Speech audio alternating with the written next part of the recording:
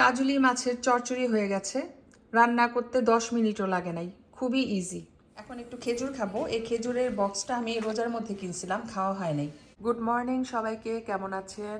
আমি আলহামদুলিল্লাহ ভালো আছি। মাত্র ঘুম থেকে উঠছি, একটু দেরিতেই উঠছি কারণ আজকে আমার জব নাই। তো এখন আমি চা খাচ্ছি আর এত বাতাস, এই যে দেখেন প্রচণ্ড ঠান্ডা। আমি সোয়েটার পরে আছি। সামারে যদি এরকম ওয়েদার হয় ভালো লাগে বলেন? বৃষ্টির জন্য ঠান্ডা বেড়ে গেছে আর সাথে বাতাস। তো দেখা যায় যে এত বেশি বাতাস থাকে যে বাতাসের জন্য আমি ব্যাকইয়ার্ডে যেতে পারি না। তো 2-3 দিন পর পর ব্যাকইয়ার্ডে যাচ্ছি। তো আজকে আমার অনেক কাজ থাকবে বাসায়, কাজগুলা করব, রান্নাবান্নাও করতে হবে।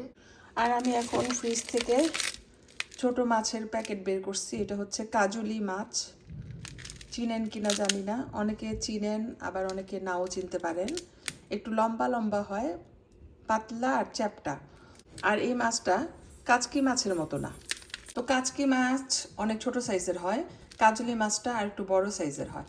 তো খেতে মজা লাগে। তো আজকে আমি এটা রান্না করব, একটু শুকনা করে রান্না করব। শুকনা শুকনা খেতে ভালো লাগবে। ভিজাই রাখি 10 মিনিট, বাস তারপরে রান্নাটা বসাই দিব। এই যে দেখেন, শেয়ার না করে পারলাম না। তো ব্যবসায়ীরা আমাদেরকে কিভাবে ঠকায় সেটাই আপনাদের সাথে একটু শেয়ার করব। ওরা এত দূর থেকে মাছগুলো আনে, এইভাবে আনে। বরফের অংশটা দেখেন আর মাছের অংশটা দেখেন, বিগ ডিফারেন্স। ঠিক আছে, একদম 3 ইঞ্চি বরফ আর উপরে 1 ইঞ্চি মাছ। মানে কয়টা মাছ হবে এখানে আপনারাই বলেন? হাত দিয়ে গোনা যাবে।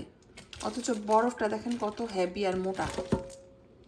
তো আমরা অনেক দাম দিয়ে মাছগুলা কিনি, কিন্তু ঠকে যাই। কিছুই করার নাই, খেতে হবে, সেই জন্য খাই আর কি। ভীষণ অবাক হয়েছি, সেই জন্য আপনাদের সাথে শেয়ার না করে পারলাম না। আর এই যে দেখেন, কাজুলি মাছটাকে আমি সব মশলা একটু একটু করে দিয়ে মেখে রেখে দিলাম। তো এভাবে মাখলে ছোট মাছ রান্না করতে ইজি হয় আর খেতেও ভালো হয়। এটাকে বলে হাতে মাখা। তো হাতে মাখা চচ্চড়ি করব যেহেতু, সেজন্য হাত দিয়ে ভালো করে মেখে নিয়েছি। এই কাজুলি মাছটাতে আমি ইউজ করছি হলুদ, মরিচ, ধনে আর রসুন, নাথিং এলস। সাথে পেঁয়াজ আর তেল আর কিছু কাঁচামরিচ। তো সব কিছু মিশিয়ে আমি ভালো করে হাত দিয়ে মেখে নিছি। তো এখন এই যে তেলটা গরম হয়ে গেছে, এখানে আমি এখন মাছগুলোকে দিয়ে দিব। আর কোনো মশলা অ্যাড করতে হবে না। এখন শুধু লো হিটে আস্তে আস্তে এটাকে রান্না করব। লবণও দিয়ে দিয়েছি, যদি লবণ লাগে আর একটু অ্যাড করব পরে।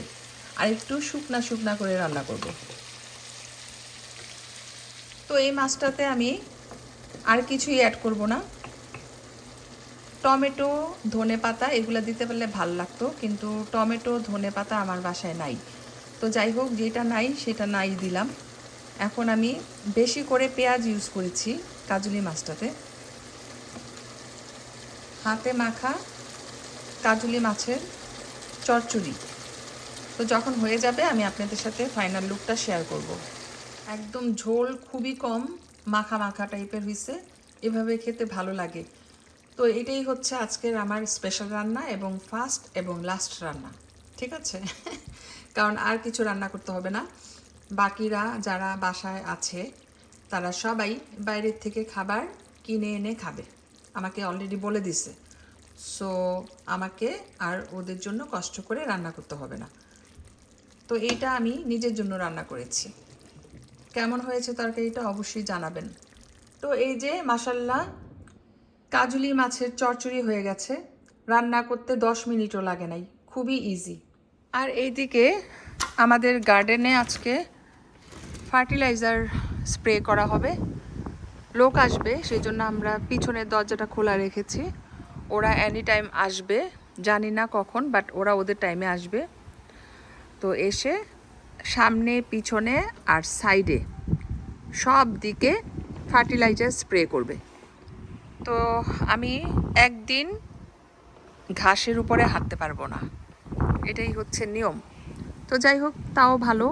তো ফার্টিলাইজার দিলে যেটা হয়, ঘাসের ভিতর থেকে যত আগাছা বের হয় সব মরে যায়, ঘাসগুলা একদম সবুজ হয়, হেলদি হয়, পোকামাকড়ও থাকে না। তো সেই জন্যই দেওয়া। আর এই পটগুলা সাইডে সাইডে ছিল, এগুলাকে উপরে তুলে দিছি, কারণ স্প্রে করবে। আমি চাই না পটের ভিতরে কোনো রকমের মেডিসিন যাক। তো যাই হোক, আমরা এখন ওদের জন্য ওয়েট করতেছি, যখন আসবে স্প্রে করে যাবে। আর এই যে দেখেন কত ধরনের আমি ন্যাচারাল ফার্টিলাইজার এখানে রেখে দিয়েছি। চালের পানি, ডালের পানি, সব ধরনের ভেজিটেবলস, ফ্রুটসের খোসা সব আমি মিক্স করে এখানে রেখে দিছি। ইনশাল্লাহ একটু একটু করে সব সময় ইউজ করতে থাকি। তো এই যে দেখেন, মাশাল্লাহ দিনটা আস্তে আস্তে ব্রাইট হয়ে যাচ্ছে। আমি যে ভিডিওটা অন করছি সাথে সাথে সানি হয়ে গেল। তো যাই হোক, এই যে দেখেন সামনে আমাদের সবার গার্বেজগুলা রাখা আছে।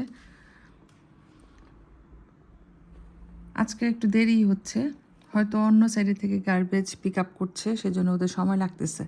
তো চলে আসবে এনি টাইম গার্বেজ নিতে। তো আজকে সারাদিন বাসায় থেকে টুকটুক করে অনেক কাজ করছি, তারপরে শাওয়ার নিলাম, লাঞ্চও হয়ে গেছে।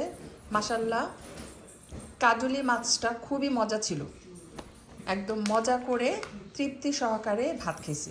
এখন একটু খেজুর খাবো। এই খেজুরের বক্সটা আমি রোজার মধ্যে কিনছিলাম, খাওয়া হয় নাই। তো এই খেজুরটা কিন্তু অনেক মজা, বিচি ছোট বাট অনেক মিট। তো আমি কয়েকটা একটু ধুয়ে তারপরে খাবো ডিজার্ট হিসেবে। তো এখন খেলা হবে ইউএসএ ভার্সেস অস্ট্রেলিয়া, খেলাটা দেখব। অবশ্যই ইউএসকে সাপোর্ট করব, কারণ ইউএস আমাদের নেবার। তো ইনশাল্লাহ খেলাটা এখন শুরু হবে, বসে বসে খেলা দেখব, এনজয় করব। আর এই যে দেখেন, খেলা দেখছি আর আইসক্রিম খাচ্ছি।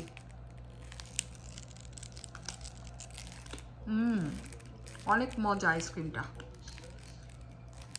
এই সামারে আমার প্রচুর আইসক্রিম খাওয়া হচ্ছে, স্পেশালি চকলেট আইসক্রিম, অনেক ভালো লাগতেছে। বেশি খেতে চাই না, বাট সামটাইমস অকেশনালি খেলে কোনো অসুবিধা নাই। আইসক্রিম খাচ্ছি আর খেলা দেখছি। উইদিন 11 মিনিটস ইউএসএ একটা গোল দিল, খুবই ভালো, অনেক ভালো হয়েছে। তো এটা তো 1.5 ঘন্টার মতো চলবে, অনেক সময় আছে, দেখা যাক কি হয়। বাট আপাতত আমি অনেক খুশি। তো বাইরের ওয়েদারটা আজকে অনেক নাইস, ব্রাইট, সানি আর উইন্ডি, প্রচুর বাতাস। এই যে গাছের পাতা দেখলেই বুঝতে পারবেন কি পরিমাণ বাতাস আজকে। খেলাটা দেখি, আর আপনাদের সবাইকে বলবো খেলা দেখেন, খেলা দেখলে মন ভালো থাকে।